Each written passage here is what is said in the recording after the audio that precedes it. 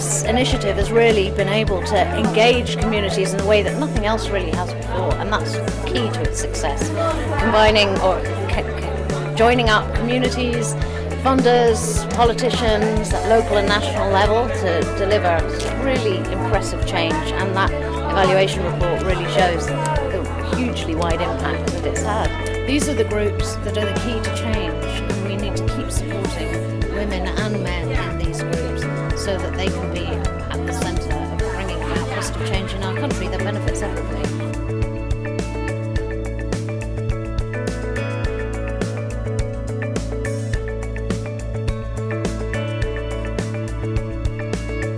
Attitudes are changing, and that beliefs are now being challenged openly, confidently, and unapologetically. And that, as a result, there is now real hope for the future. We want to yield results. And so how do we break these chains? But enabling communities and working with communities to be able to bring results. How do you not engage communities if you don't want practices to continue?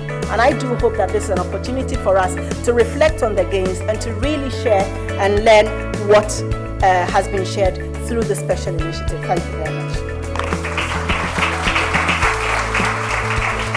So a key aspect of the Tackling FGM initiative was to build the evidence base and to share learning around community-based interventions on FGM. And there's kind of several ways that we did that throughout the initiative, but at the conclusion of the initiative, what we decided to do was develop a series of different resources. We developed a website. We also developed some video case studies, and a few of the people who are featured in the video case studies are here today.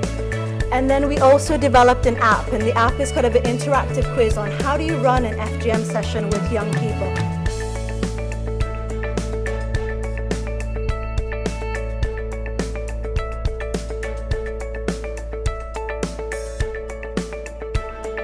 It's very important to work with the community. It's about changing attitude, it's about changing long-held mindset, and also it's about reaching out to the young people. So it's about looking at best practices that are out there, looking at what works and what doesn't work, so that we don't make the same mistake, and also we look at all the challenges that are out there. I think community-based engagement is very, very important because it's the communities that are affected in the first place, and I also think that without community buy-in, you're going to get a whole lot of policies and procedures, but not actually anything happening on the ground. FGM will still be underreported, it will probably still be hidden, there will still be support for FGM without community buy-in.